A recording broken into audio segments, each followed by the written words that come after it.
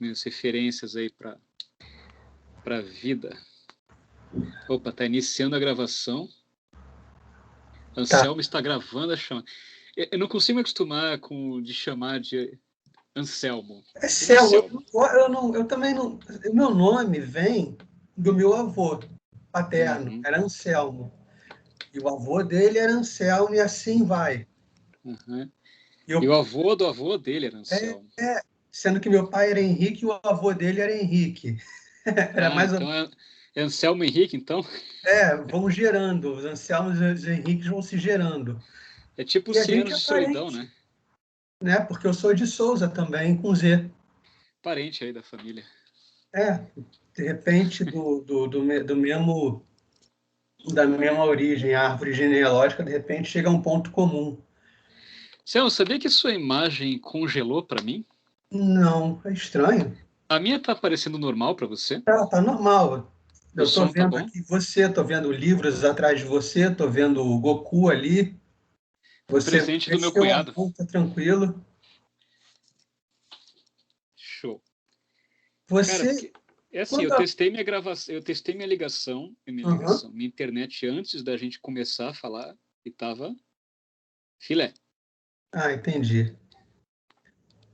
Mas tudo bem. Quando eu clico aqui no Skype, tá assim, Curitiba, Paraná. Mas você mora em Santa Catarina. Não, eu moro em Curitiba. Você mora em Curitiba mesmo? Eu achei que você fosse paranaense, né? Paranaense não, Santa Catarina, catarinense. Catarinense. Eu achei que Não. Você é nascido e criado em Curitiba. Também não. Não? Nasci em Campinas, São Paulo. Vim para cá com minha família, naturalmente, com 3 anos.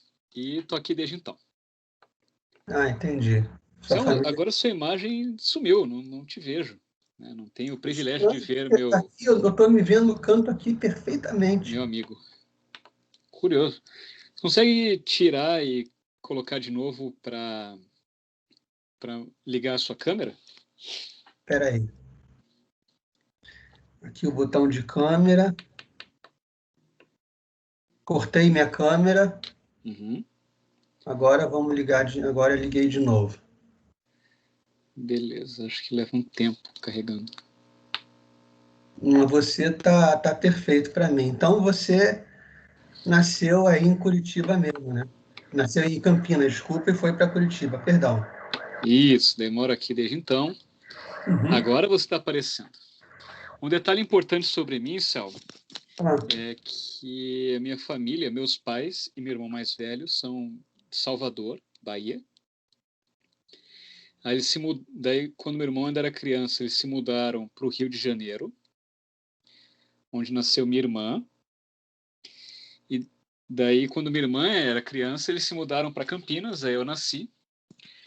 Daí a gente se mudou para Curitiba, minha mãe queria mais um filho, daí meu pai brincou, só se for contra o homem, né? Que ele falou assim, não, já 3 já tá bacana, tá legal.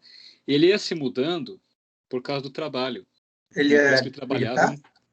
Meu pai, ele é administrador. Tá. Minha mãe também.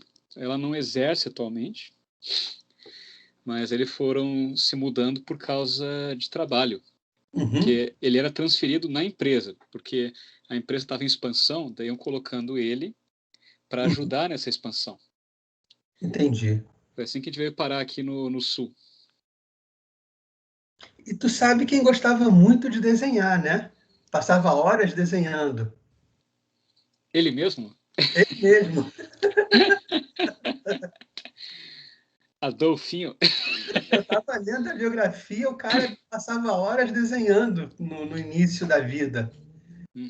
Apesar de ter sido rejeitado 2 vezes, né, pela Academia de Belas Artes de Viena, mas ele desenhava. Sabe uma coisa complicada? É que, será que ele era autodidata? Porque aí, cara, se você tenta aprender só por conta própria, você fica batendo a cabeça. E talvez se ele tivesse aprendido com um bom mestre, ele não teria virado aquela pessoa amarga e terrível, né? Não teria sido rejeitado, Teria sido um Era uma artista e pronto. pessoa que tinha mania de grandeza. Ele não achava que ia ser um desenhista, ele achava que ia ser o melhor desenhista do mundo, o melhor Uhum, artista que o mundo jamais viu. Aí uhum. foi rejeitado e não soube lidar com isso. Tá O vendo? Daí aconteceu tudo aquilo. daí vem tudo aquilo. Uhum. Mas, então, eu achei engraçado essa piada, porque na biografia conta que ele, em vez de procurar um trabalho, qualquer coisa, ele ficava horas desenhando Uhum, na Republiqueta que ele morava. E, uhum. e você, criança, já se interessava por tentar desenhar Sim, alguma desde coisa? criança. Sempre gostei. No colégio eu era aquele aluno lá que ficava desenhando os professores, ficava desenhando no caderno, bichinho, é, fazia tipo charge, essas coisas. Era bem divertido. Mas você já tinha um traço diferenciado, assim? Você acha que seu traço já era melhor que a média dos seus colegas? É que quando você não pratica, você acaba não desenvolvendo. Então, se Uhum, o pessoal não praticava, não se desenvolvia. Claro, não era o meu desenho, não era assim nada de outro mundo, uhum. mas por eu praticar, por eu me divertir fazendo isso, eu desenhava relativamente bem, considerando as limitações de ser criança, de ter outras coisas em mente, né? Especialmente passar de ano. Né? Mas fazia aula de desenho no colégio também. A aula Assim de que desenho do começou a colégio ter, era boa? oi? A aula de desenho do seu colégio era boa? Era muito boa. Professora era a mesma professora que dava aula de artes, não lembro em que série, acho que na quinta série. Ela dava aula de desenho, que era uma coisa à parte, era em outro horário. Aí você ia lá e ela mostrava outros artistas, ela fazia propostas diferentes para você desenhar que fugiam do que tinha na aula de artes normal. Uhum. E era muito mais focada em desenho mesmo. Daí não tinha nada tipo de escultura ou qualquer outra coisa assim. E tinha algum artista já nessa época que você olhava, eu quero fazer igual esse cara? Tinha algum desenhista assim? De fazer igual. É, é que a gente estava pegando uma época, um período muito extenso, né? Em Uhum. termos de tempo. Mas um ilustrador que eu gostava na época, antes de descobrir que o cara era louco, era o Aroeira. Eu achava legal o traço dele. Sim. Ainda acho bem feito o traço dele. Gostava muito do Enfio, outro que, se fosse hoje em dia, eu penso muito diferente dele, né? Mas o Mas eu traço dele é achava bom. legal o traço. Eu li a biografia dele, achei muito bacana. É, esses clássicos aí, Laerte também. É essa galera, né? Que hoje a Uhum. gente é muito distinto, mas na época eu achava inspirador. E um artista que eu Era o que gosto tinha. muito. Oi? Era o que tinha. Era o que tinha. Hoje em dia eu gosto. Sempre gostei também de um cara chamado Ademir. É Ademir Paixão, alguma coisa assim. Que ele trabalha. Acho que ele está aposentado. Mas ele era chargista na Gazeta do Povo, que é um jornal daqui de Curitiba. Eu conheço, eu gosto muito da Gazeta. É muito bacana o trabalho do Paixão. Não sei se ele ainda está produzindo, mas é um negócio assim, com aquarela. E assim, o cara tem muito jeito para coisa. Uhum. A maneira como ele usa o material é impressionante. Dura que eu sei separar a obra do artista, né? Mas Sim, às sim. vezes desgasta um pouco o tipo de coisa que a gente vê a galera desenhando, publicando, coisas que eles pensam. Às vezes você fica meio assim, puxa, cara, que Porque pena, o a cara pessoa desenha usa tão a bem. arte como instrumento, né? É, exato. A arte é o instrumento para eu mudar a sua cabeça, alguma coisa do tipo. Como se precisasse, como se só fosse. Aí tem gente que vem com aquele papo de não, tudo é política. Tudo é É, política, a marca do seu papel higiênico é político, o lado que você coloca o chinelo debaixo da cama, que é para frente ou é para trás, é político. O filme que você faz, tudo é político. Não existe arte pela arte, arte por sentimento, arte por diversão, não existe, né? é. Tirinha da Turma da Mônica é política também. Exato. É triste isso. A Turma da Mônica teve alguma influência para você?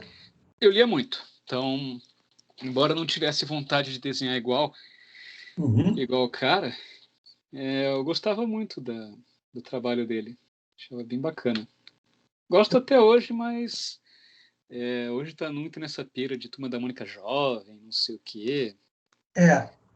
Né? E às vezes eles forçam um pouquinho a barra em termos de representatividade, que a princípio era para ser uma coisa boa, mas aí o pessoal vai lá e fala assim, não, tem que ter um personagem de tal maneira, porque tem que ter.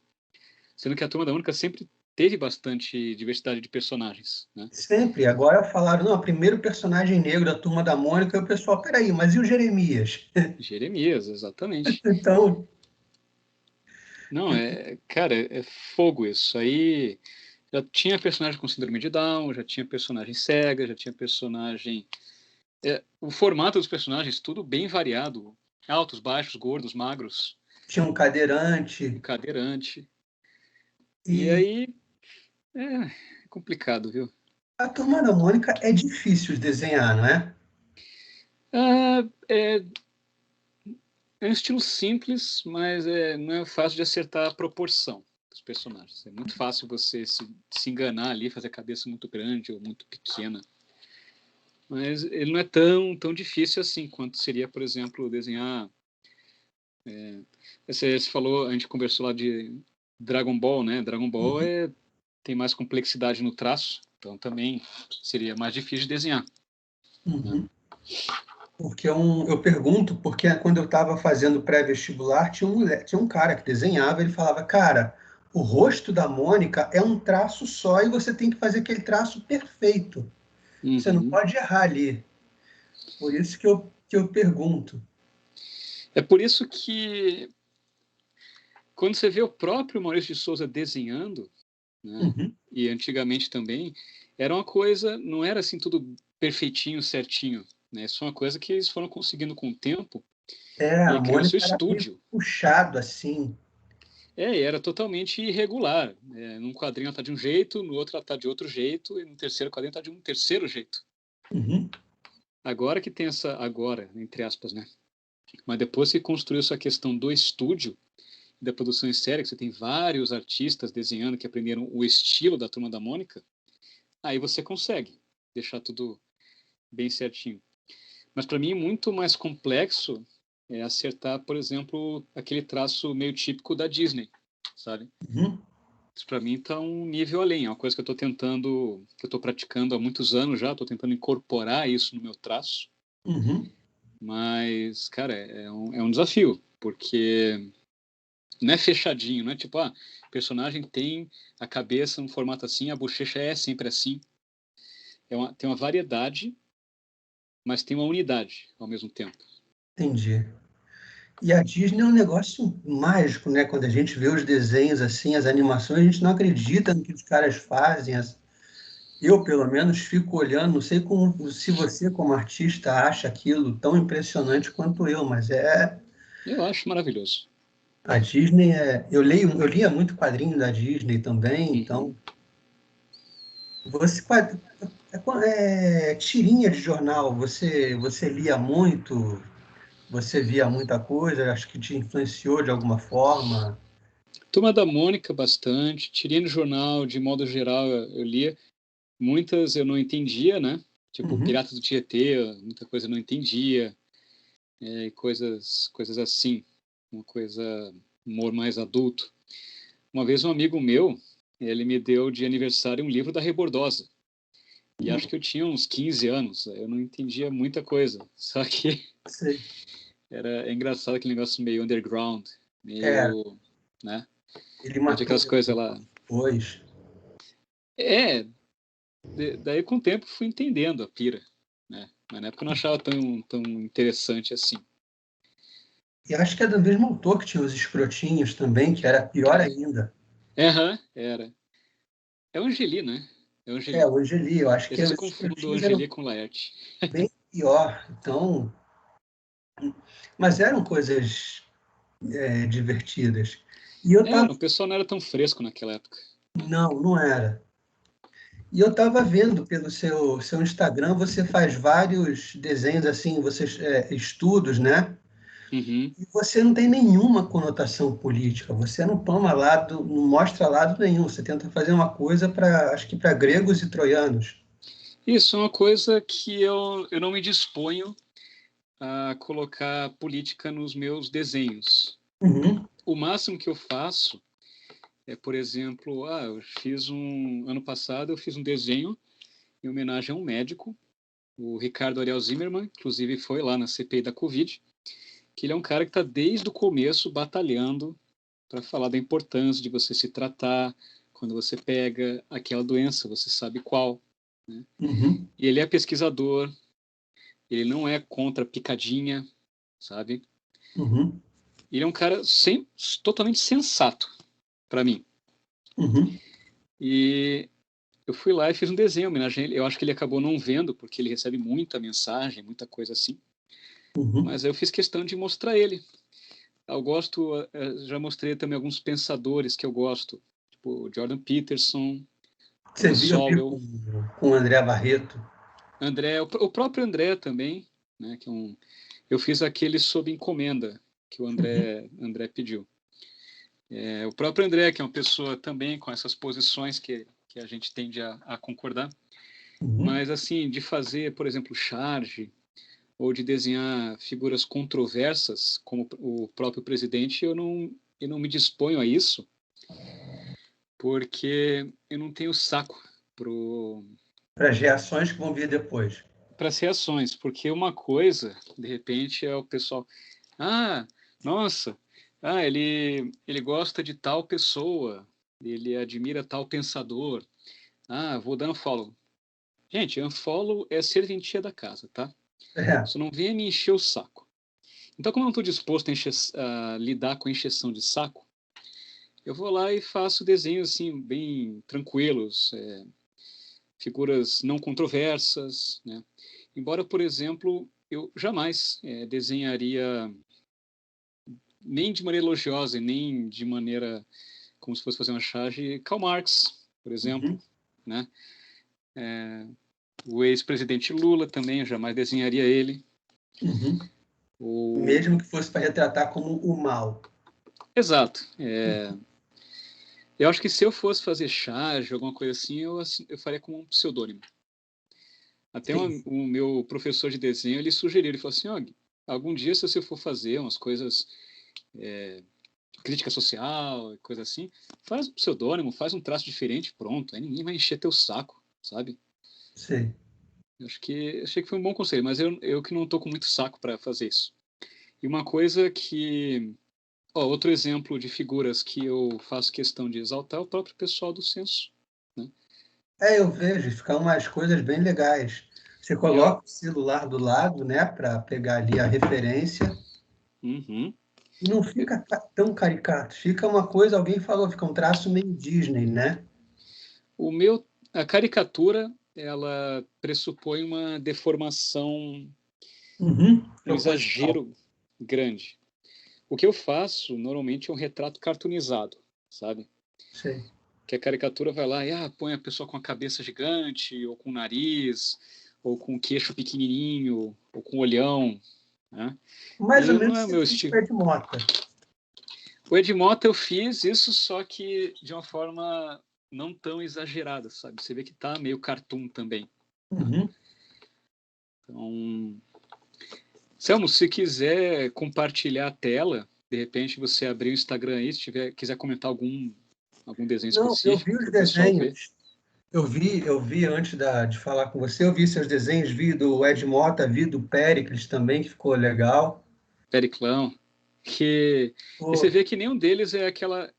Tem um exagerozinho, porque é um cartoon, uhum. né? Não vai fazer o cara assim com a proporção humana normal, tradicional, mas não vai fazer tipo o cara gigantesco e qualquer coisa assim, né?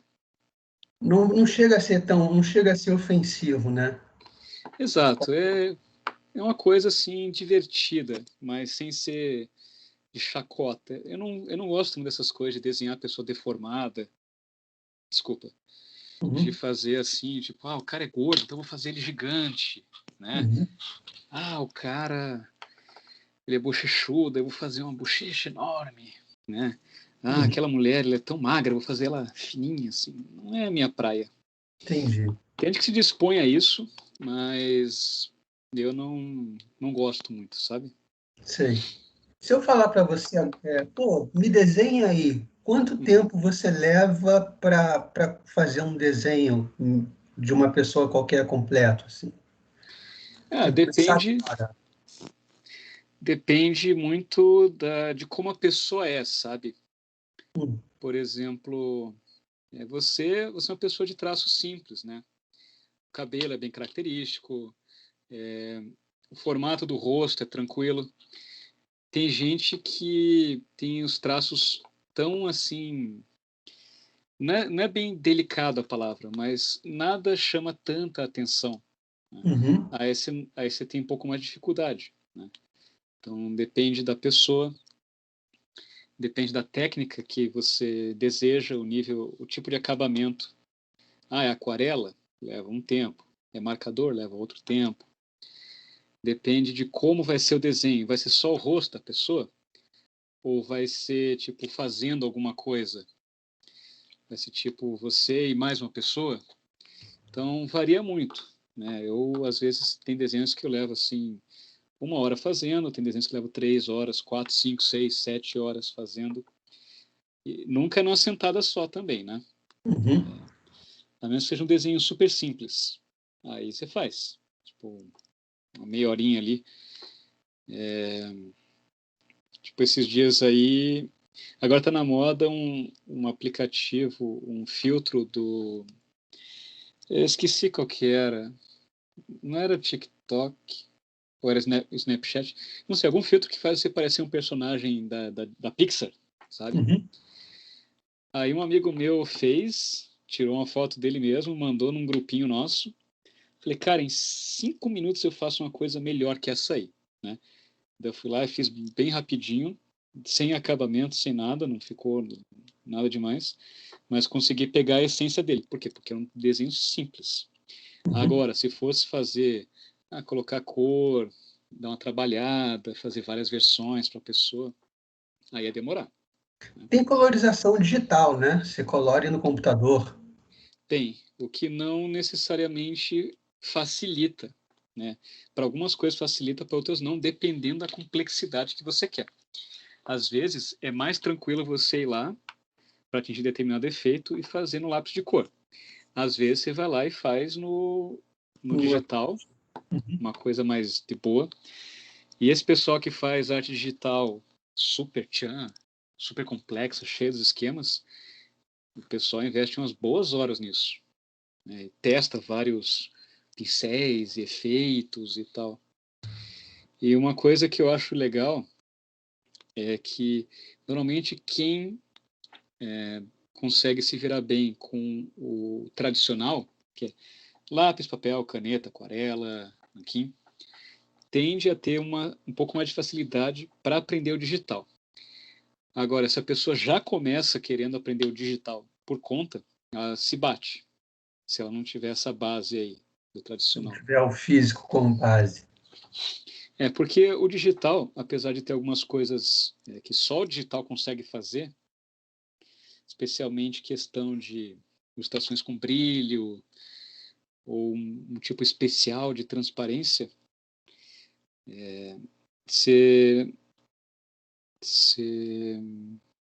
muita coisa do digital é uma simulação do físico, do tradicional. Interessante, né? Me diz uma coisa, você é um cara que tem um dom ou você é um cara que desde o início ficou insistindo, insistindo, insistindo até conseguir? Eu não acredito na questão do dom, no sentido de a pessoa meio que nasce sabendo.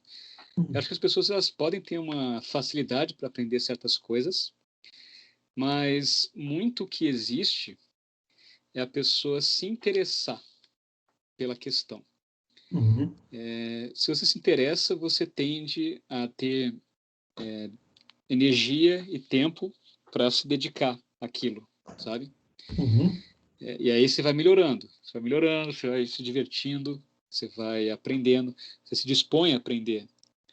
Você vai lá e busca referências, busca mentores, você busca livros, se dispõe a testar materiais e técnicas.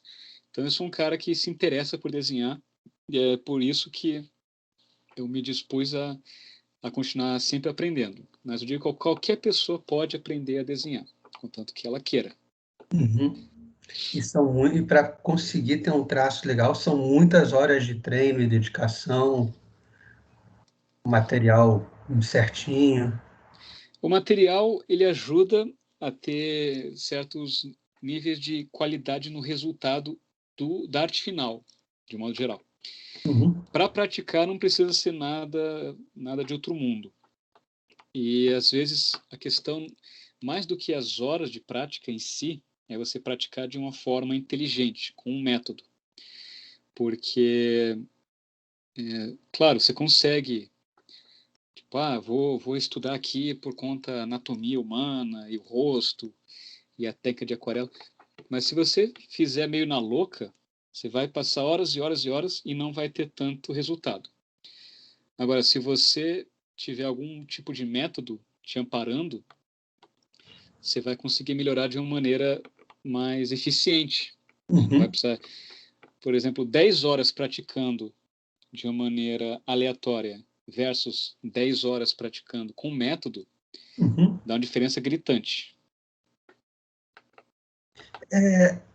Para desenhar, você precisa ter uma certa imaginação também, né? A imaginação é muito importante no processo de desenho. É bom você ter referências na sua imaginação, com E aí certeza. eu quero saber qual a importância da literatura nesse processo para você. A literatura, pensando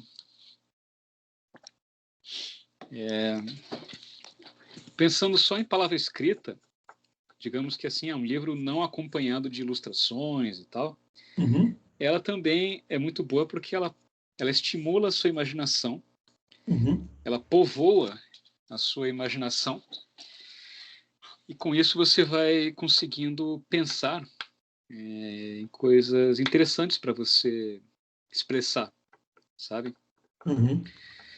Por exemplo, muitos desenhos que eu já fiz, eles estavam relacionados a livros que eu estava lendo. Tipo, tem uns livros do Neil Gaiman, por exemplo. Aí eu já fiz vários personagens dele, que embora ele tenha, alguns ele tenha, de fato, história em quadrinhos, por exemplo, Sandman. Uma vez eu fiz um desenho de uma personagem dele que é a Morte. Ela já tem uma característica, né? Tipo, ela é uma mulher branca, com cabelão, uma tatuagem no rosto e tal. Mas tem outros personagens que eu fui desenhando na base da imaginação, né? E a partir da descrição que ele dá. Então, é legal também nesse sentido. Oi? Sem uma referência visual, né? Só vendo a palavra e você pensando, deve ser assim que vai ficar. Exato. Como ele fica na sua mente. E a literatura eu acho que é uma coisa valiosíssima para ensinar a gente a pensar melhor. Não é qualquer literatura que ajuda nisso, né? Naturalmente. Mas, de modo geral, não, ela... O livro do Felipe Neto não me ajuda muito. Atrapalha, na verdade, né? o que é uma coisa muito triste, porque certas coisas fazem sucesso, mas elas... É como comida ruim, sabe? Que faz mal. O pessoal pode até consumir achando, pô, que legal, essa bolacha recheada aqui. Eu falei bolacha, mas normalmente eu falo biscoito. Esse biscoito recheado aqui. Essa é uma guerra eterna. Uma guerra eterna. Eu acho que, para mim, eles são sinônimos e Eu tem que ser falo feliz e acabou. biscoito, mas eu não dou a mínima para essa discussão. Eu gosto daquela resposta lá que é assim, eu comprei, eu chamo do que eu quiser. Se eu quiser chamar de Cleiton, eu chamo. Exato. Quem manda sou eu. Aí a pessoa Exato. fica assim, não, porque a bolacha é aquela que que é recheada e o biscoito não. Pelo amor de Deus, né, gente? Nada a ver. Coisa de louco. Aí você vai lá e tem coisas que dão um certo prazer, mas elas fazem mal, né? Então, com livros também pode ser assim. Tem livros que o pessoal se diverte lendo e tudo, sente assim, nossa, que legal. Mas no fim você tá fazendo mal para você, né? Então, existe literatura que pode ser agradável, mas não necessariamente é saudável para você. Não tanto por uma questão de, nossa, você está lendo coisas, isso aqui é pecado. Não é por isso. Mas é mais porque você vai enchendo a sua mente com porcaria, entende? Eu fiz um péssimo uso da literatura esses dias, porque eu estava no hospital e eu não estava muito satisfeito. Aí eu comecei a ler sobre Gulag, porque eu Não. queria ver pessoas em situações piores que a minha. Eu estava, né, pensando, pô, ele está pior do que eu, então eu vou ficar tranquilo. Você vai lá e coloca as coisas em perspectiva, né? Então, Podia ler lá o Em Busca de Sentido, né, do Franklin. é. Eu queria saber, você lê desde pequeno, como é que Desde você se pequeno. interessou por livros? Como é que a sua vida literária começou? Meus pais sempre, meu pai e minha mãe, eles adoram ler. Minha irmã e meu irmão também, só que minha irmã, ela levou um pouco mais de tempo para desenvolver esse gosto pela leitura.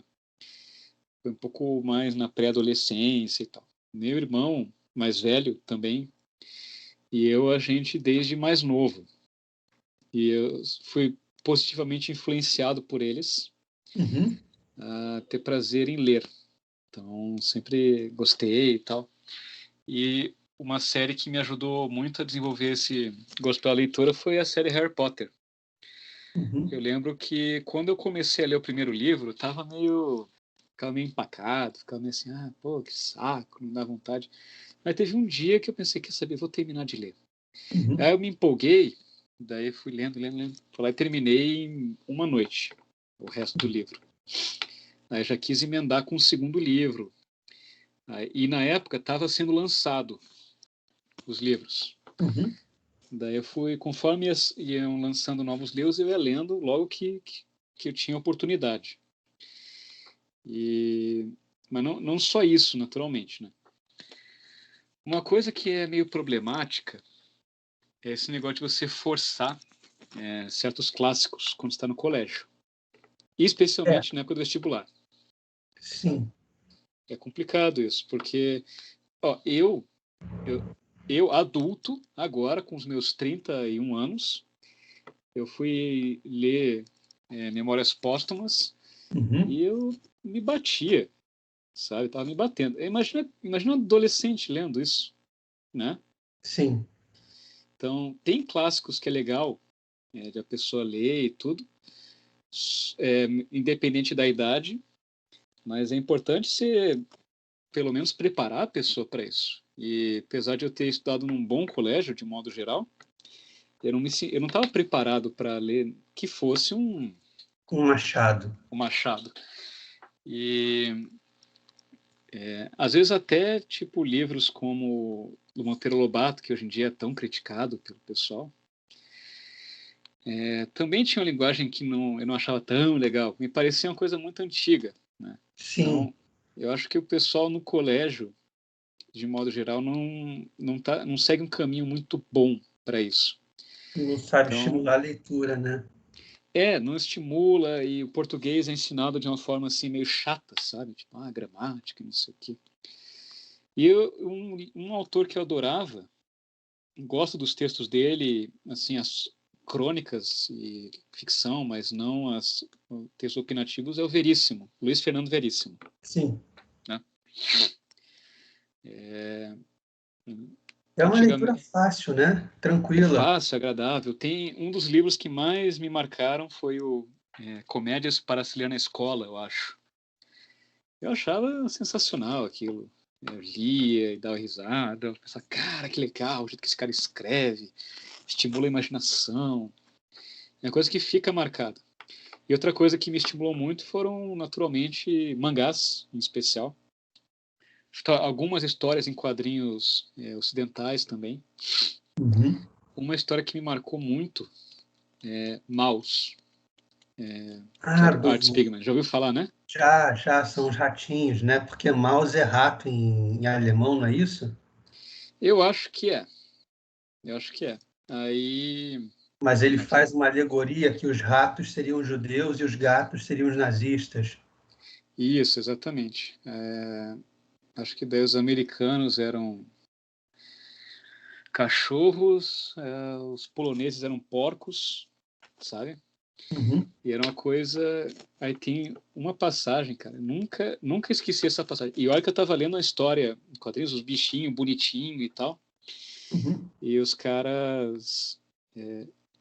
Quem é o protagonista da história é o pai do Do autor. cartunista, Isso, do Art Spiegelman, o pai dele, Uhum. o Vladek. Aí o Vladek, ele ficou num campo de concentração, e tem hora que ele conta a história de um cara, eu esqueci o nome do cara, né? Esse cara, coitado, ele vivia, tipo, os sapatos dele eram frouxos, ele não tinha um cinto, a calça ficava caindo. E numa situação dessas, de campo de concentração, qualquer coisinha que saísse da linha, qualquer coisa que atrapalhasse você, era terrível. Era Então, a o cara... punição. Era uma punição. Então, o cara ia lá e derrubava a comida porque ele tropeçava no sapato, a calça caindo o tempo todo. E o Vladek, ele fez amizade com um dos guardas, um guarda polonês, que acho que ele ensinou a falar o idioma dele lá, é Yiddish, eu acho, alguma coisa assim. E, em troca, o guarda se tornou meio que um amigo dele, né? Uhum. Amigo na medida do possível do contexto. Uhum. Sim. Aí o Vladek, ele lembrou desse outro prisioneiro e comentou com o guarda. O guarda até ficou meio puto com ele pela ousadia de ele pedir ajuda Uhum. para outra pessoa, né? Falou, pô, você é um judeu abusado, não sei o quê. Mas o cara, mas o guarda foi lá e se comoveu, falou assim, bom, eu posso fingir que eu perdi esse cinto e esse sapato, mas traga os sapatos dele, tá? Para eu botar aqui de volta nos materiais. Aí quando o Vladek entregou os sapatos e o cinto pro amigo dele, o cara chorou, sabe? Sim. E uma coisa tão simples, Mas até que nesse dá uma mundo faz emoção. toda a diferença. É muito comovente, cara. É. Aí o amigo dele falou, Deus mandou você trazer esses sapatos para mim. Tipo, abraçou e tal. E mesmo sendo desenhado assim de um jeito amigável, né? Os ratinhos, o porco, apesar de ter toda essa atenuação, Uhum. cara, eu nunca esqueci, nunca vou esquecer. Então é um exemplo de literatura influenciando a imaginação, sabe? Eu sempre lembro Sim, muito. dessa história. Eu li há muitos anos. Mas você desenhou alguma coisa relacionada a isso? Não cheguei a desenhar relacionado a isso, mas é o que eu sempre penso. Essa Uhum. questão aí da amizade, da importância de você ajudar as outras pessoas, sabe? Sim. Misericórdia também é uma coisa... Caridade, que é um valor, não sei qual é a sua religião, mas é um valor Sou cristão, católico. é Sim. católico. Uhum. É um valor que está presente em diversas religiões, no espiritismo, no cristianismo, então, Graças a Deus, né? é, Literalmente. Acho que todas têm alguma coisa ligada à caridade, né? Você... Caridade, piedade também. Tem para você ver como eu não sou dessas pessoas que acham que tá todo mundo certo e é isso, né? uhum, Mas tenho certeza que há algo em comum em todas, porque todas elas de alguma forma elas alcançam um pouco da realidade, da essência do mundo, sabe? Por isso que elas têm coisas em comum. Claro, eu acho que algumas estão mais próximas da realidade do que outras, dessa uhum. realidade espiritual. Mas é uma coisa muito que eu valorizo, sabe? Você nunca pensou em representar nada ligado à sua fé no desenho? Já desenhei muito coisa assim, Porque no Instagram eu não acho que eu não vi. É, o meu Instagram, ele contempla desenhos. Eu comecei a atualizar ele em 2013 e tal. Eu desenho há mais tempo que isso. Uhum. Mas é uma coisa que eu não sou muito de exibir, que eu acho que a gente tende a ficar uma coisa um pouquinho piegas, dependendo da maneira como se faz, sabe? Uhum. Tipo, vou desenhar Jesus lá, vou desenhar Deus, não sei o quê. Isso é uma coisa que eu não tenho muita vontade de fazer, de incluir nas minhas ilustrações. Por mais que eu goste, né? Não tenho vontade. Eu tenho vontade mesmo de fazer uma coisa mais de diversão, uma coisa mais lúdica. Você não tem vontade de fazer uma coisa nada seriado, assim, uma série de quadrinhos, umas charges diárias sobre algum tema, que não seja político, talvez, mas Uhum. sobre algum outro tema? Daria para fazer cartões de humor. Eu tenho vários ilustradores que eu acompanho que os caras atualizam sempre de uma forma muito divertida. Tem um cara que eu gosto que é o Awkward Yeti, que Uhum. é um Yeti, e tem o cérebro e tem o coração. E outras partes outros órgãos também. Cada um deles tem uma carinha, uma personalidade.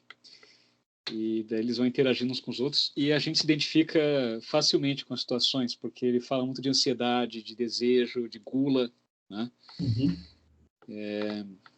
E vários outros também. Mas eu não. Esse tipo de coisa, de você produzir, ele exige tempo e energia. E energia criativa também, de certa forma.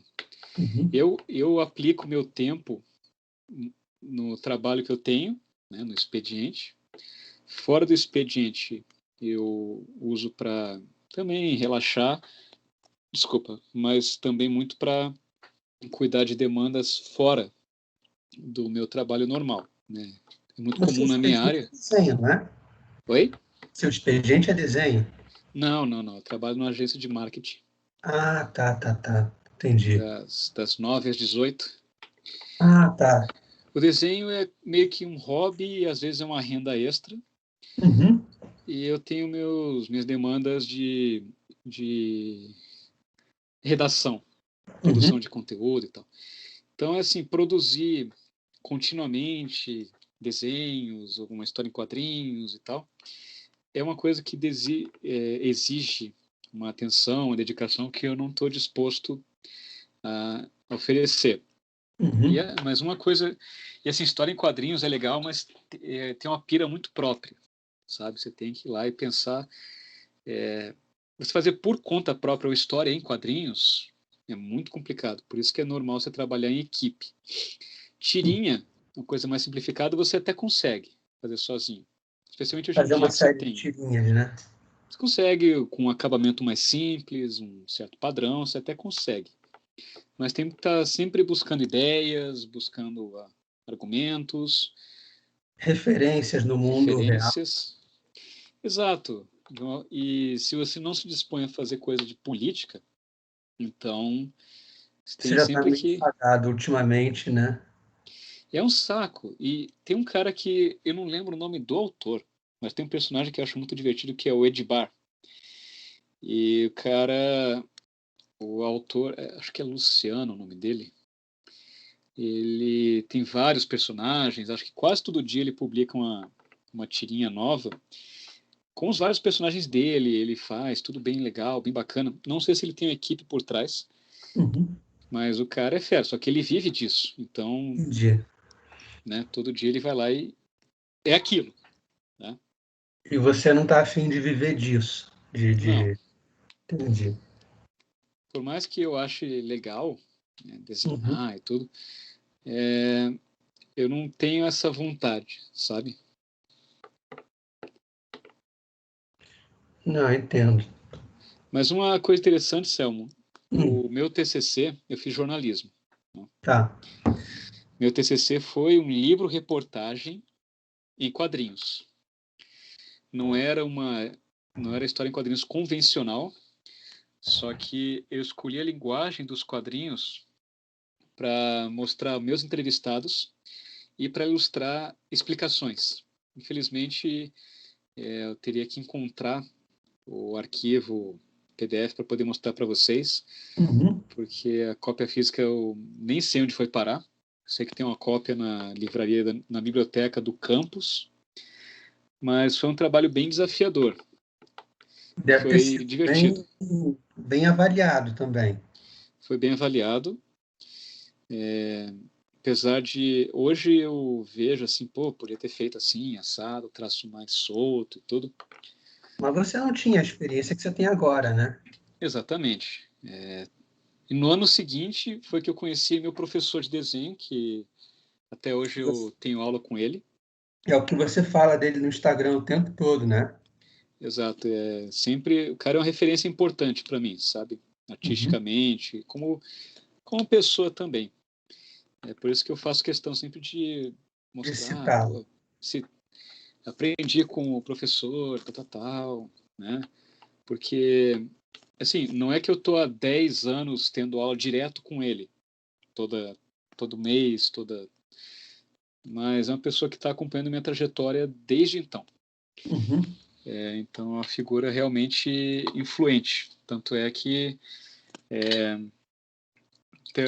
até hoje de uma certa forma, é uma família, faz parte da sua família. Exatamente. E você está sempre ele me ampara e tal. Hã? Oi? Você está sempre com um livrozinho, né, para rabiscar, né, tá sempre à mão com um caderninho de páginas brancas para rabiscando uma ideia. Esse aqui é o caderno da primeira turma do curso de ilustração. Ele já está preenchido, já terminei ele. Tem coisa aqui que é anotação e tal, mas eu gosto também de levar ele por aí. Eu gosto de...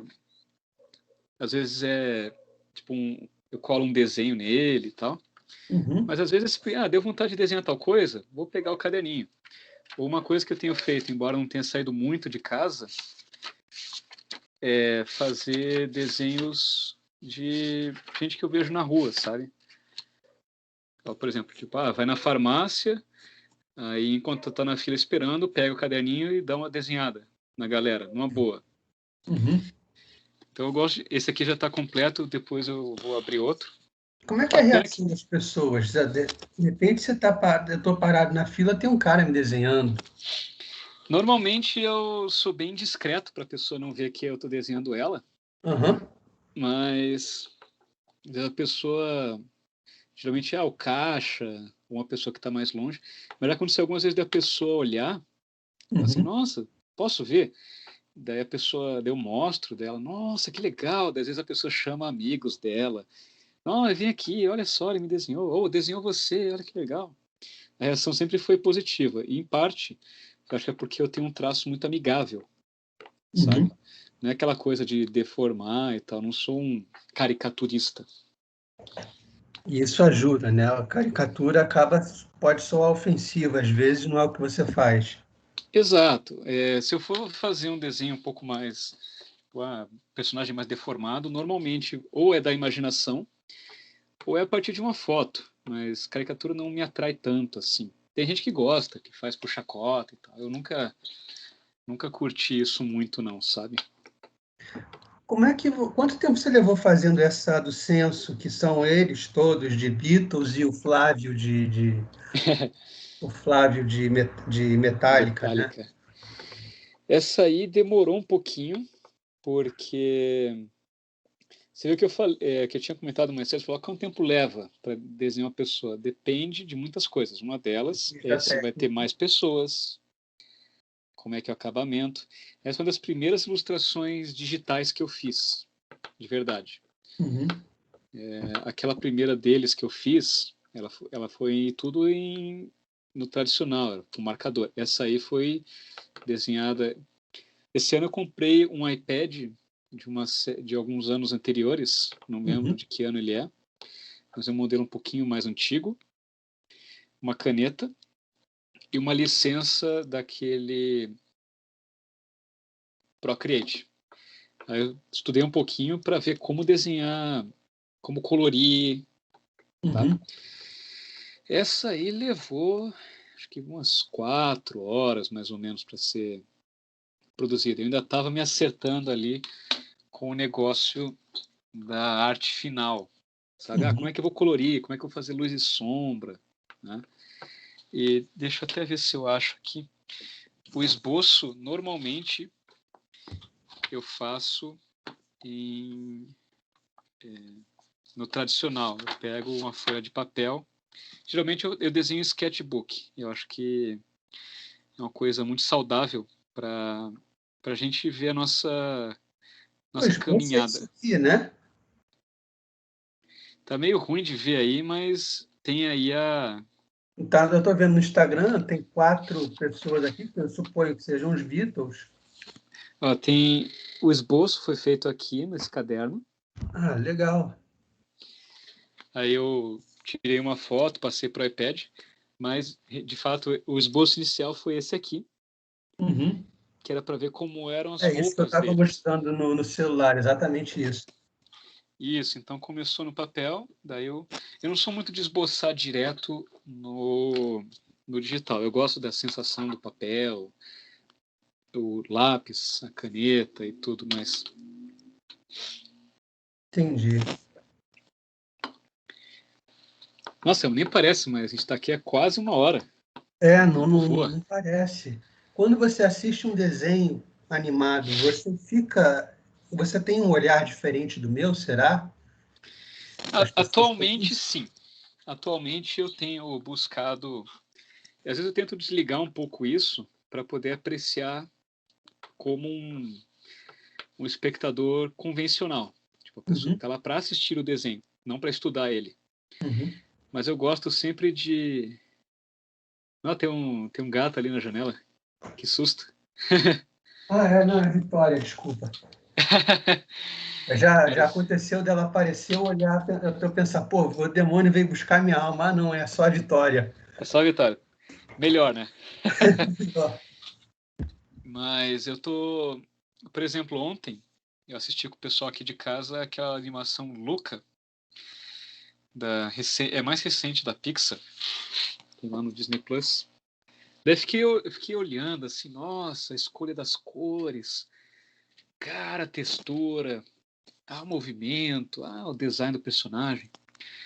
Eu tô sempre tentando absorver algumas coisas das animações, sabe? Dificulta você ficar imerso na história? Dificulta, mas eu procuro me manter sob controle, sabe? Tipo, esse negócio de apreciar a coisa artisticamente e tecnicamente, ela tem que ser mantida sob controle, porque senão você não mal ouve o diálogo, mal ouve a história, né? Às vezes eu tento desligar um pouco isso. E uma coisa que me ajuda são os livros de arte dos filmes. Eu já mostrei um lá Esse aqui é o do Ratatouille, ele está sem a jacket. Mas é muito comum essas animações elas terem livros que mostram o processo de produção, o processo criativo. Entendi. Esboços feitos por artistas diferentes, desenvolvimento do personagem. Então, eu sabendo que eu vou poder estudar depois o livro, de repente ver o filme a segunda vez, eu vou lá e consigo me desligar ainda mais. Entendi. Daí ficam só lampejos, tipo, nossa, legal a textura. Pô, legal essa solução que o estúdio achou para desenhar tal coisa. Sabe? Coisas pontuais eu consigo apreciar melhor o filme. E você é muito fã de mangá, mas o mangá, o anime, tem zero influência sobre o que você faz, né? Uma coisa que meu professor alerta é que mangá é uma coisa que fica, sabe? Fica impregnada em você. E você tem que tomar cuidado para que, se você quiser desenhar em estilo mangá, e assim, a gente diz estilo mangá, mas existem vários estilos, né? Você não vai confundir Dragon Ball com One Piece, e não vai confundir One Piece com Death Note, ou com Naruto. Mas esse traço mangá aí, em geral, olho grande, nariz pequeno, aquela coisa toda, uma coisa que é importante você cuidar é para que, quando você for desenhar, que seja uma coisa intencional. Não que, eu só sei fazer assim. Eu só sei desenhar o cabelo espetado, e o olho grande, e o nariz pequenininho. Você tem que cuidar para não se limitar. Então, quando eu era mais novo, eu adorava desenhar estilo mangá, imitava o Dragon Ball e tudo. Mas com o tempo eu fui meio que me libertando um pouquinho disso, para que fique assim, seja apenas parte do meu arsenal artístico, não que seja a única maneira que eu tenho. O próprio lance de tentar incorporar o estilo Disney, né? Esse também é uma coisa que eu procuro cuidar para não virar um imitador. Né? Eu estou procurando o meu traço, as minhas soluções, A as sua coisas que eu gosto. característica, né? Como se fosse uma assinatura mesmo. Exato, a minha linguagem é igual com escrita. Se você poderia na teoria estudar o estilo do Neil Gaiman e ser um imitador dele, né? Tentar escrever que nem ele, as frases do estilo que ele faz, mas aí não seria você, seria uma imitação. Né? Entendi. Pô, muito, muito legal. Eu não imaginava que você era fã de mangá, de Dragon Ball e tal. Atualmente eu estou pirando muito em One Piece, sabe? Mas assim, eu tenho amigos que eles adoram mangá em geral, eles adoram vários. Eu não digo que eu sou seleto, mas eu digo que eu gosto de poucos. Dragon Ball, My Hero Academia, One Piece. Naruto eu não tive saco para ler um Eu monte, quase não mas vejo. Eu via Cavaleiros, vi um pouco de Dragon Ball e essa é a minha experiência. Cavaleiros era legal, mas era tão assim, era meio incoerente, né? Tipo, o cara ia lá e falava assim, não, se você perder metade do seu sangue, você morre. Não importa se você é um super-herói ou não. Aí o cara lá perdia 2/3 do sangue, 3/4 do sangue e morria, né? Aí É. não dá, né? Não, Cavaleiros era um negócio que devia dar um desespero na galera aqui do Hemorrio, cara, porque era Aham. sangue toda hora. Cara, haja sangue. Os cara, é tipo Tarantino, sabe? Não, Tarantino, o nego fica louco. Tipo, quanto desperdício de sangue, meu Deus. Podiam estar salvando vidas, né? É. Não, cara, mas era legal e tal, mas assim, o mangá do Cavaleiros eu acho meio palha, sabe? Todo mundo tem a mesma cara. Não sei se você já viu. Eu tô tentando recordar, parece que sim. Ah, não, o mangá não vi, não. Eu vi o É. anime. E tem outras variantes do anime, tem Soul, Gold, sei lá o que. Aí, cara, fica muito louco. Enfim, daí galera que curte mangá pra valer, geralmente os caras curtem uma porrada de títulos. Não é o meu caso. Nada contra, né? Tem até amigos que são assim, que são. A gente brinca que é otaku, né? É. Otaku, a pessoa é fissurada em mangá e anime. O que mais te influencia o que te dá ideia para desenhar? Você, além da literatura, de alguns artistas, você tira de algum outro lugar, de uma música, de repente? Você acha que te dá uma ideia? Filmes influenciam também, né? Por exemplo, eu não cheguei a concluir a ilustração, mas quando eu li A Espera de um Milagre, e eu já vi o filme também, fiquei muito com vontade de desenhar o personagem lá, o negão, o John Coffey. Uhum, Não foi para frente porque eu queria fazer uma ilustração, mas eu estava meio que com preguiça de desenvolver a coisa. uhum. O que mais influencia também? As pessoas. Às vezes eu vejo fotos de amigos e amigas, ou geralmente fotos produzidas. Uhum. Tipo um foto de ensaio, né? Um ensaio de ensaio. propaganda. Isso, daí eu acho, pô, achei a foto inspiradora, eu vou lá no meu Instagram, eu salvo, tenho uma coleçãozinha lá de inspiração.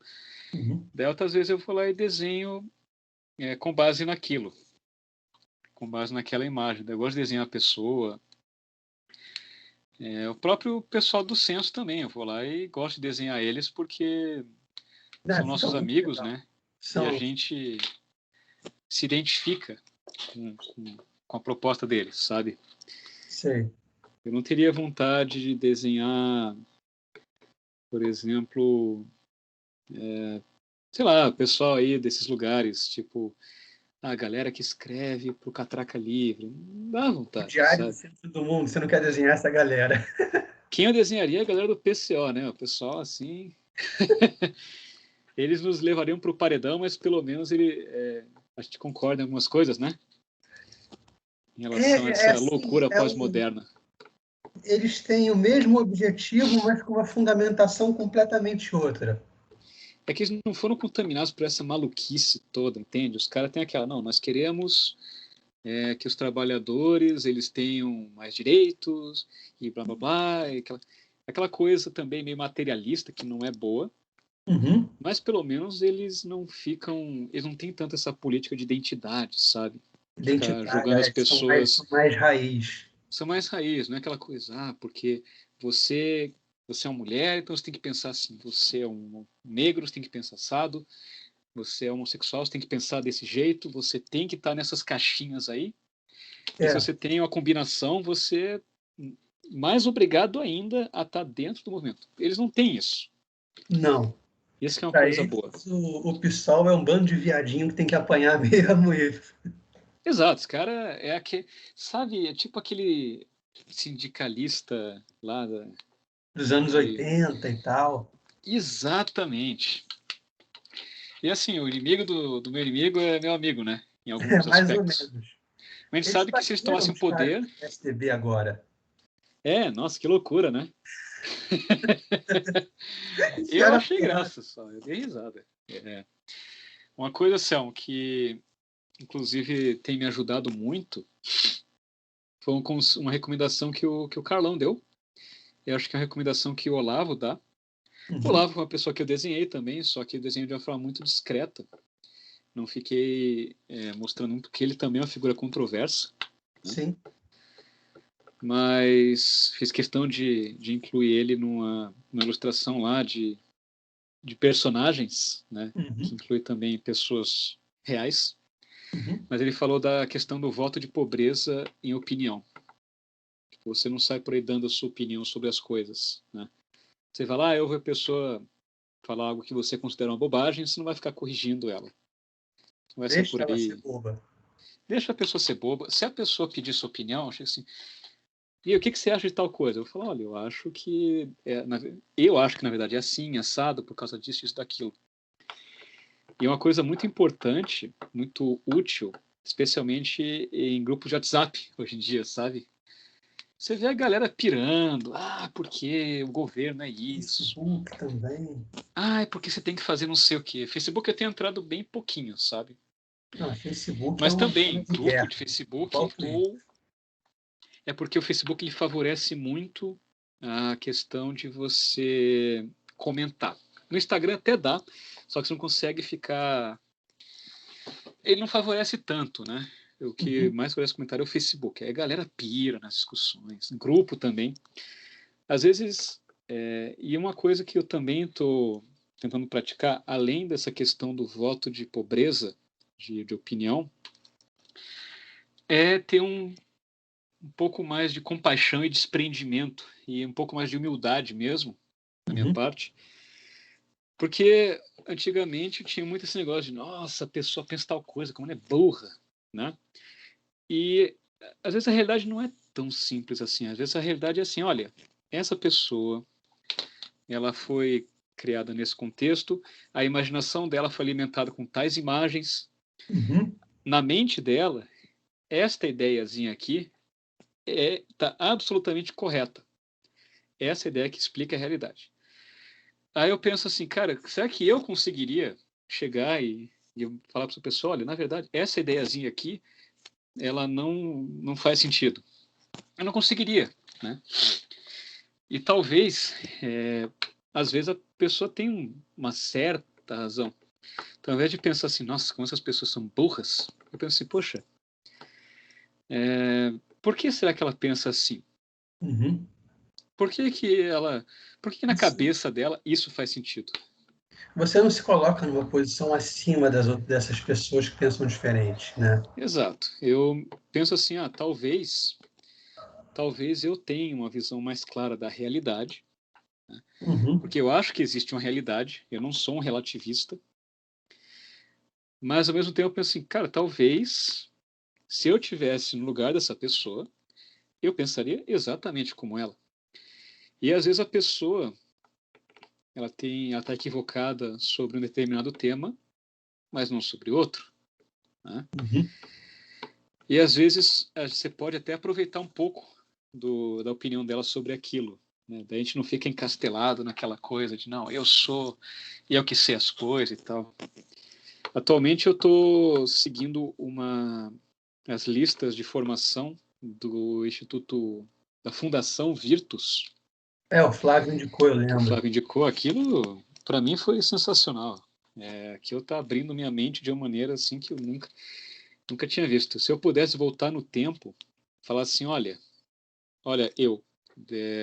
estude esses livros aqui com calma, pegue bem as ideias deles e depois vai tentar entender o resto do mundo. Teria sido muito bom, mas cada um tem a sua jornada, né? De repente era para ser assim. Se você voltar no tempo, você volta antes de existir a Fundação Virtus, né? Aí Não adianta, né? não Então adianta muito. teria que ser assim e assim Então, livros que logo não ele eram nem surgiu. acessíveis naquela época, né? É, Tem coisa que foi antiga, mas só foi disponibilizada no Brasil recentemente. Então não daria. exatamente. Agora que a gente está meio que, eu estou achando que a gente está vivendo meio que uma proliferação de editoras e vários autores surgindo que até pouco tempo atrás a gente não sonhava que iam aparecer. Que estamos quebrando Estão essa popularizando hegemonia. total. A gente está fugindo desse negócio, porque antes era assim, era Marx, era Foucault, Sartre, Isso, eu ia falar, era sempre a mesma galera, sabe? Quando, cara, eu fui... Oi? agora a gente sabe, já ouve falar de Mises, de Hayek, de Uhum. Burke, né, do Russell Kirk e tal. A gente já ouve esses nomes com uma frequência que era impensável tempos atrás. Totalmente. E isso é uma coisa que aumenta minha admiração pelo Olavo, que por muito tempo ele estava lá meio que nem o Rambo, sabe? Só ele, assim. Só ele. Cara, é corajoso. Ele, o Bruno Tolentino, o Paulo Francis, essa galera aí bem no front, né? Paulo Coitados. Francis dando porrada no Caio Blinder todo domingo. Nossa. Cara, o Francis era muito massa. E assim, Céu, eu nunca fui aquela coisa assim, esquerdista pra valer, sabe? Tipo, eu tive meus tempos de achar que o Lula era uma ótima ideia e, Uhum. e ficar meio assim, meio incrédulo diante das denúncias contra o PT. O pessoal, cara, tem alguma coisa errada aí, não é possível. Nossa, mas os caras. Muito disso foi favorecido por causa do colégio, né? Sim. Em parte da faculdade também. Eu comecei, a minha Red Pill, minhas A virada doses, da chave, né? Eu a chamei com o virada, Leonardo de virada de chave. elas começaram para valer em 2013. Quando teve aqueles protestos, eu fui em alguns, nem sabia assim para que era, na verdade, né? Eu não estava entendendo o que estava acontecendo ali, né? Eu só estava eu estava de cara por causa de uma insatisfação meio geral, pensar assim, pô, esse governo, meu Deus do céu, era Dilma na época. Assim, pô, esse 20 governo centavos, aí. sim. Exato. E daí eu vi a galera, uma, uma amiga minha que eu não tenho contato nenhum mais com ela, porque nunca vi uma pessoa tão. Eu já vi sim, é extremamente radical. Aí ela foi lá e compartilhou no Facebook um meme que era uma pintura da galera derrubando a Bastilha. Né? Ah, não era da Bastilha. Era uma foto da galera derrubando o Muro de Berlim.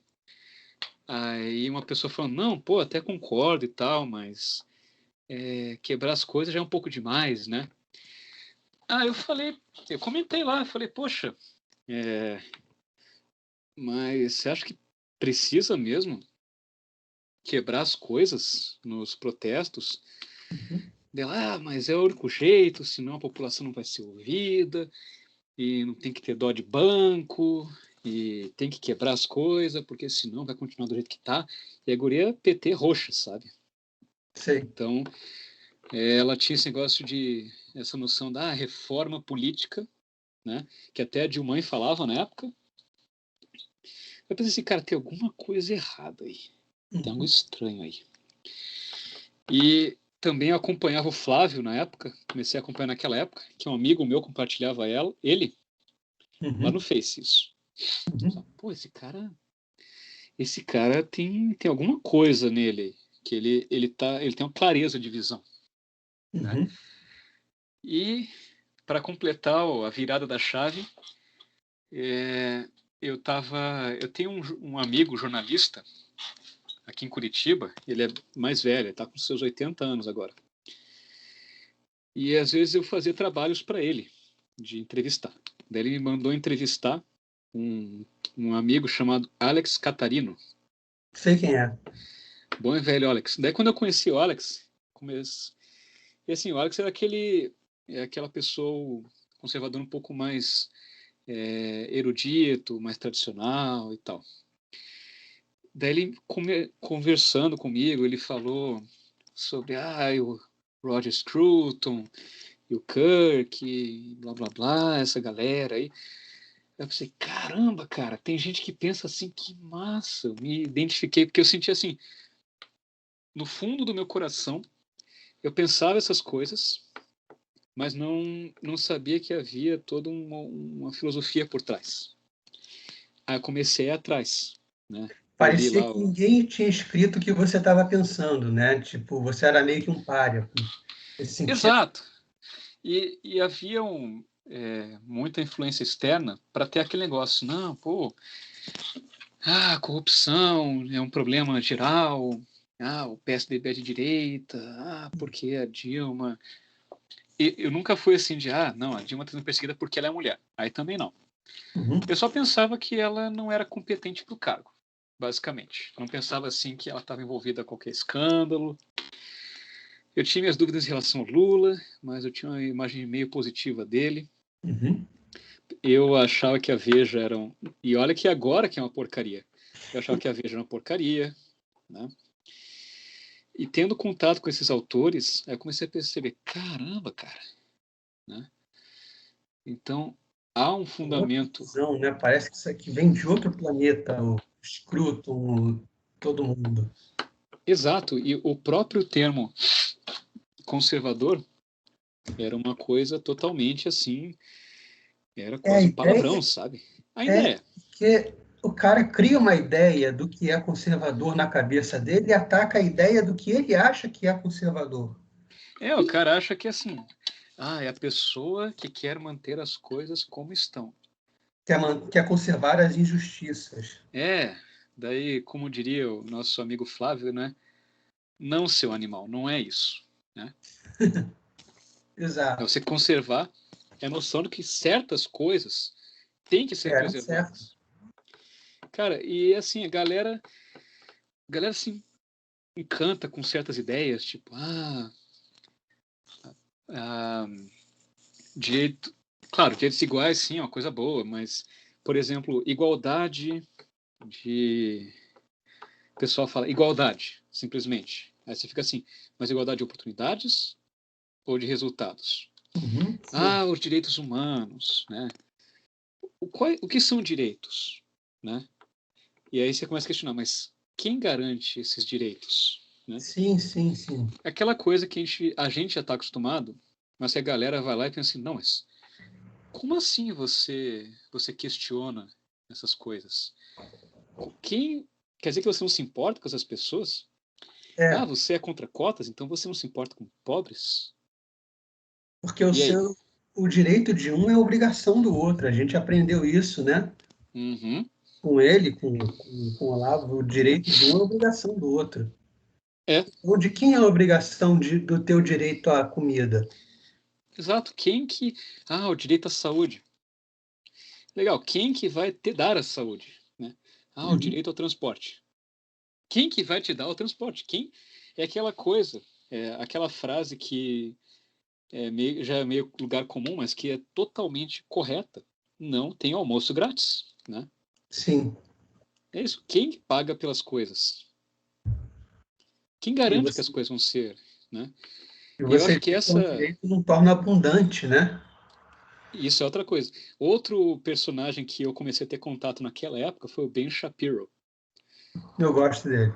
Gosto dele, ele fez aquele vídeo lá, como debater com um liberal, né, um Uhum. esquerdista na nossa tradução. Cara, eu achei aquilo incrível, que o cara falando sobre essa questão de... Ele é genial, né? O cara é um gênio, aquela coisa de a pessoa vai jogar com sentimentos, você tem que se ater a fatos. Uma coisa que ele combate de uma maneira maravilhosa é a questão, esse negócio de ideologia de gênero ou de você forçar que tudo tem que ser meio que igual, sabe? Tipo, lá nos Estados Unidos tem os Boy Scouts, né? Os escoteiros, os garotos Uhum. escoteiros. Aí, em um evento dele, uma palestra que ele estava dando, ele falou assim, nos Boy Scouts só tem que ter menino. Aí uma moça da plateia falou, mas onde está escrito isso? Aí ele respondeu, no nome, Boy garotos Scout. escoteiros. Então, esse tipo de coisa, sabe? E há muito sentimento envolvido. É muito aquela coisa, se você pensa diferente, você não se importa com o problema, você Uhum. odeia determinado tipo de pessoa, sabe? E não é isso. A questão é que a gente crê que há outras soluções, quiçá melhores, para certos problemas. Por exemplo, ah, tem que tem que aumentar o número de pessoas de escola pública na faculdade, Uhum. para dar mais oportunidades para elas. Enfiar a pessoa lá usando cotas é uma solução? É, mas tem jeitos melhores, que é você melhorar o ensino das pessoas para que elas não precisem de uma Você ajuda. investir mais na escola pública, né? Exato, Para ter você uma maior qualidade, não ter professor faltando, uma infraestrutura boa. exato, não é jogar dinheiro ali simplesmente também, né? É botar o dinheiro e ver como esse dinheiro vai ser aplicado de fato e qual resultado ele vai gerar. Exato, se desapegar desse negócio todo do Paulo Freire, porque o cara é uma vaca sagrada aqui no Brasil, né? Sim, sim. O mesmo pessoal que fala, todo mundo concorda que o ensino no Brasil não é legal, não é uma boa, né? Só que a galera vai lá e fala, pô, ensino no Brasil é uma droga, né? Uhum. Mas olha o nosso patrono, o cara é maravilhoso. Gente, por favor, né? Sejamos coerentes. O Pedagogia do Oprimido é desesperador, cara. Uhum. Não É sei se aquela você coisa. se deu o Oi? trabalho de ler, mas é desesperador. Eu conheço trechos e é um método lá do cara que é assim, você depende da realidade imediata para você ver, tipo, você só vai entender o que é um tijolo quando você olhar um tijolo. É, Só vai entender o que é um livro quando você olhar um livro. Então eu vou ficar sempre limitado ao que tem ao meu redor. Isso é exato. expandir a mente das pessoas? Não, Isso é dar poder a elas de entender o mundo?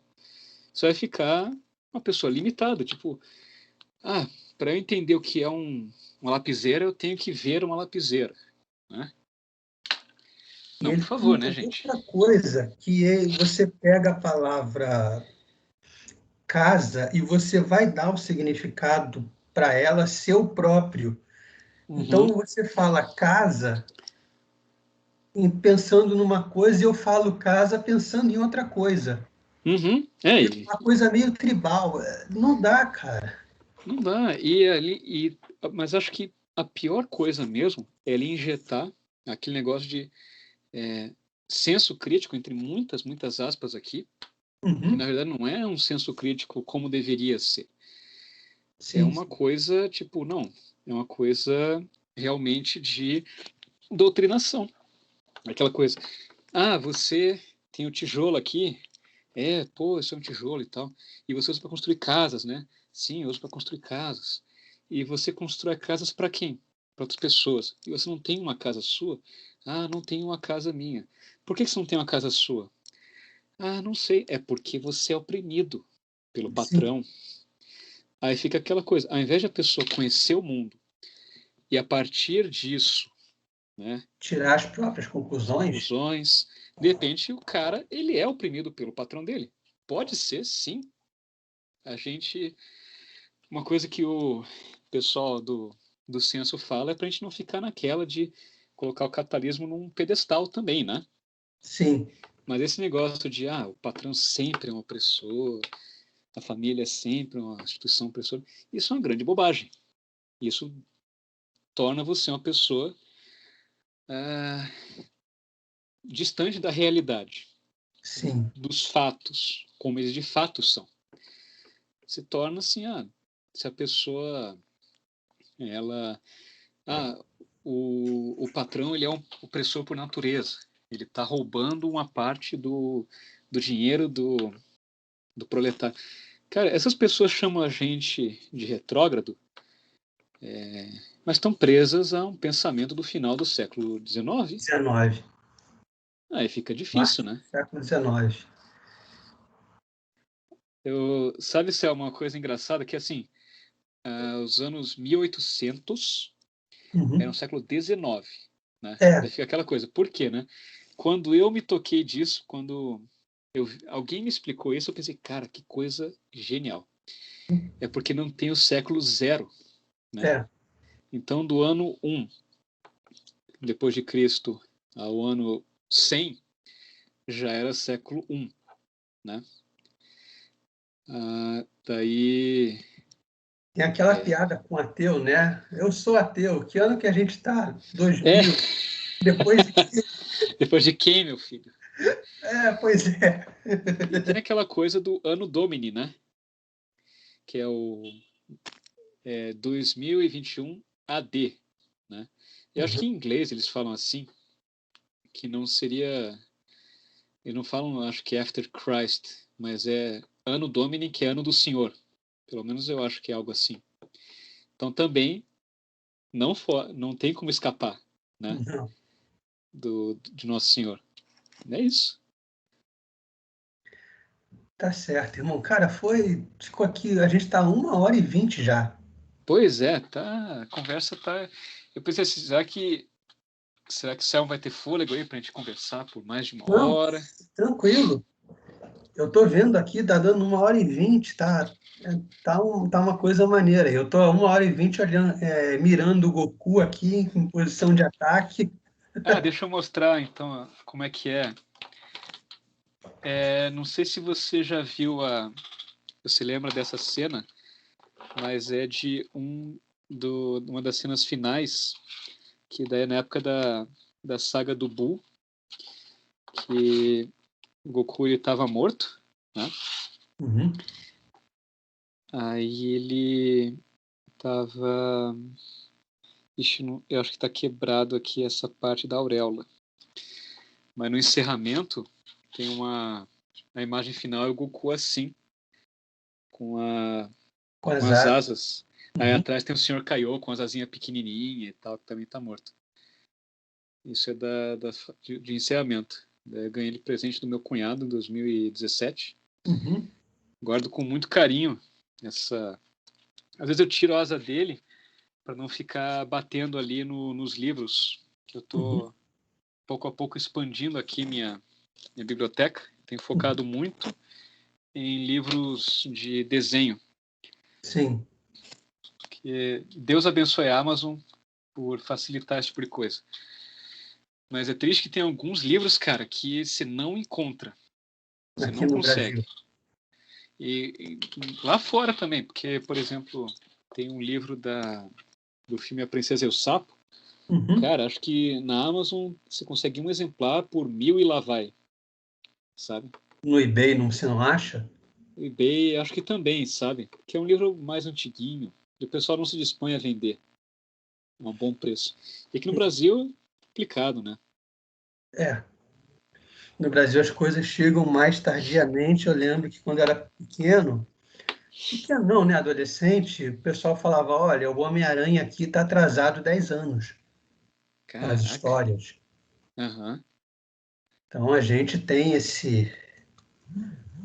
essa coisa, né? Não sei como é que está atualmente, mas a gente tem esse gap muito grande.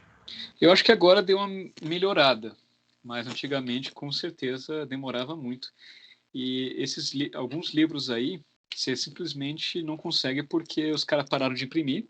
Uhum. E se você for comprar no eBay essas coisas, a taxa, o frete, essas coisas, é uma Encarece fortuna. absurdamente.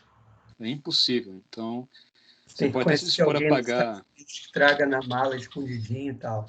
É, exato. E mesmo assim, né? Porque mesmo você teria que a pessoa tá lá, ela comprar de alguém que está lá também, Uhum. provavelmente em outra cidade, aí tem o frete lá, tudo. É uma loucura. Então, é o único caso que eu acho que é aceitável você buscar um PDF, quando o livro está esgotado. PDF, assim, de livro que se encontra a um preço justo, né? Eu não acho legal. Cara, eu peguei um PDF agora há pouco, né, do Maldita Guerra, do Francisco Doratioto, não sei se você ouviu Uhum. falar, Uhum. que relata a guerra do Paraguai. Aham.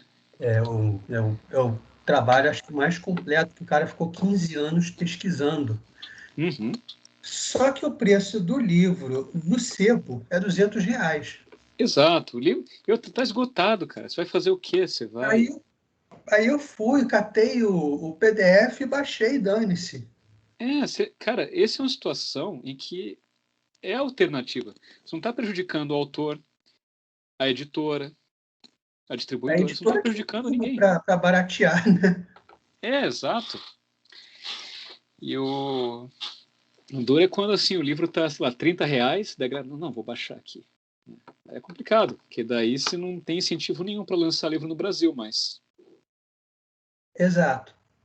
A não ser que seja um livro que você queira ler escondido, tipo a biografia da Anitta, que você não Ah, quer daí ser você. visto comprando. Ah, no máximo você compra no sebo aí para não favorecer a editora, né? Outro dia eu fui no Porque quando. sebo, tinha uns três exemplares já.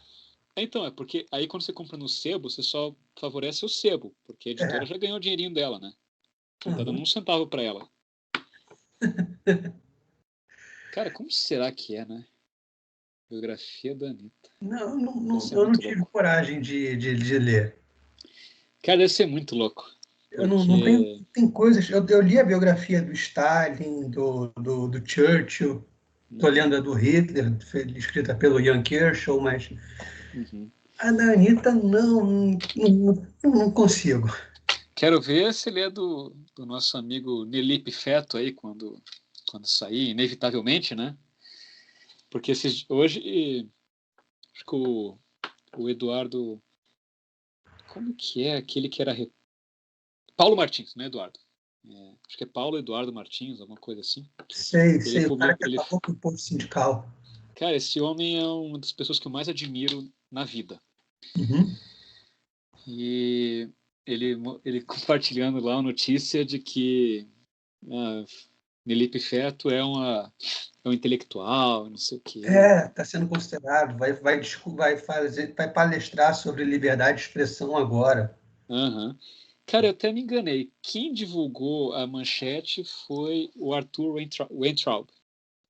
Ah, sei. Aí eu comentei lá no Instagram, falei, para vocês verem que intelectual não é sinônimo de inteligente, né? Exato, Assim como, sei lá, o cara é um escritor. Tá, o Gregório do Vivier é um escritor, não quer dizer que é bom, né? exato. Então, o cara é intelectual, o cara trabalha com ideias, ele influencia. Daí eu comentei isso, que intelectual não quer dizer inteligente, e eu lamento que um cara assim seja tão influente. Isso que é o que me preocupa mais, sabe? Infelizmente. Eu queria saber, como é que bateu para você o livro do Flávio? Cara, eu comecei a acompanhar ele na época, né? Daí eu pensei, cara, cada post dele eu ia lá e lia, pensando, caramba, cara, esse cara é um sábio, né? Cara Eu também é. achava. Eu ficava procurando coisa dele. Esse maluco é foda, tem que ver esse. Aham. Quando ele lançou o livro, cara, eu pirei. Eu pensei, caramba, cara, preciso ler esse livro, né? Pra ficar mais inteligente e perder amigos. Não, brincadeira. Na época não tinha esse slogan, né? Mas, cara, eu me sentia assim. Aquilo foi abrindo meus olhos de uma maneira impressionante. E porque assim, cara, as pessoas, elas tendem a se apegar a ideias simples. Uhum. Às vezes, a explicação simples é a mais correta, mas a explicação simplista, não. Então, por exemplo, qual que é a ideia mais simples naquele contexto lá de 2013? A população está insatisfeita com os rumos da política atual, saiu para protestar, aí uma minoria de vândalos ia lá e depredava e tal, né? Uhum. Beleza, essa é a ideia simples, Sim. mas simplista também, porque ela desconsidera a influência de partidos como o PSOL, de movimentos como o Passe Livre, Dos de... community organizers, como o Fábio mostra no livro. Exatamente. Então não é uma coisa espontânea e estava tudo bem, daí apareceu lá uma minoria de vândalos, né? Ele até conta que, em um determinado momento da passeata, o pessoal está se dirigindo a um ponto em uma linha reta e, de repente, a passeata faz isso. E a Uhum, galera não entende nada. Ué, mas não é espontâneo, a gente não está indo para lá e alguém da liderança, que eles não faziam ideia de quem era, uhum. votou para caminhar para um outro lado.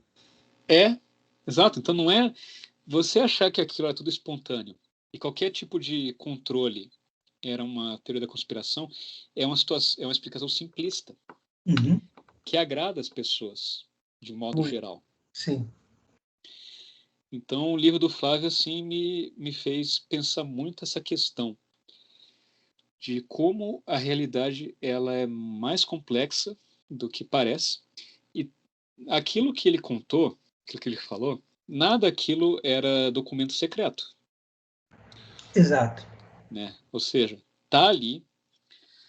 Só Está que isso não é um visível. problema só do Brasil, mas a galera ela tende a não enxergar a relação das coisas. Sim. O pessoal vai lá e, oh meu Deus, né? É igual hoje, cara. Hoje você está nesse negócio aí. Para quem está assistindo a gente no futuro, Daqui a estamos pouco. aqui numa situação de pandemia, muita mentira rolando. Uhum. E uma coisa que o pessoal tá dizendo hoje em dia é assim: todas essas. Primeiro, você está no Brasil, mas você confia plenamente em estatística. Tipo, se os caras falaram que faleceram 500 mil pessoas, não há o que questionar, né? Ponto 1. Se atribui todas as mortes ao atual governo federal, né? Sim. Então, Ponto 2. somente. Então, somente. Prefeito e governador não existe mais. Secretário de saúde também não existe mais. Tudo isso são explicações simplistas que têm um certo apelo emocional, é fácil de digerir, mas não quer dizer que está próximo da realidade. Só que você explicar para a galera que, gente, não é bem por aí, vamos com calma. Cara, o pessoal pira, o pessoal acha que você tá até louco, que você é um fanático, né? Ou qualquer É. coisa assim. E outra coisa interessante é que se você fala que existe muito dinheiro e interesse por trás disso, vão falar, não, você está sendo teórico da conspiração. Exato. As mesmas pessoas que até alguns anos atrás falavam assim, pô, a indústria farmacêutica é terrível, os caras certamente já têm a cura para o câncer, mas não querem espalhar. Por causa do interesse financeiro. Exato, porque eles ganham dinheiro tratando. As mesmas pessoas que falavam isso da indústria farmacêutica hoje em dia estão desesperadas para receber a picadinha. Né? E defender, tipo, quem questiona. Daí médicos sérios, como o Ricardo Zimmermann, a Anise Yamaguchi, o Flávio Cavediani, eu acho, alguma coisa assim. Médicos sérios.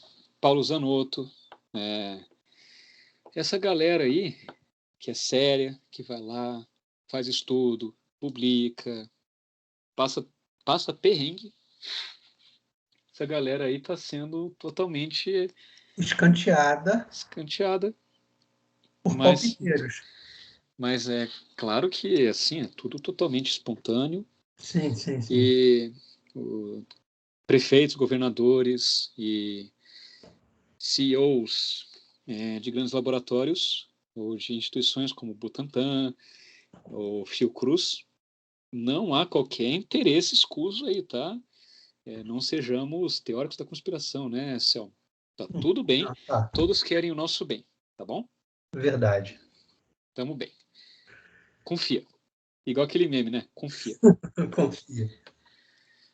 É isso aí, meu amigo. Acho que tá ficando um pouquinho tarde, né? Valeu, irmão. Obrigado por tudo. Que agradeço. Foi um grande prazer. Obrigado aí pela... Eu vou salvar e upar no canal lá. A galera não faz ideia de que eu tô...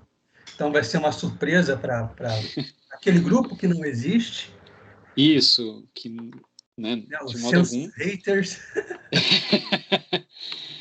Exato, é um grupo que, assim, se existisse, ele talvez achasse interessante. Mas como ele não existe, ninguém vai achar nada. Ninguém acha nada. Então, beleza, eu vou upar aqui agora. Obrigadão pelo bate-papo aí, por tudo. Valeu, meu amigo Selmo. Foi uma honra, viu? Obrigado pelo convite. A honra foi minha, cara. Obrigadão mesmo. Fica com Deus, cara. Fique com Deus, encerrando a gravação aqui. Encerrando a chamada. Valeu. Selmo, pode encerrar a gravação, daí a gente continua a chamada mais um pouquinho, pode ser?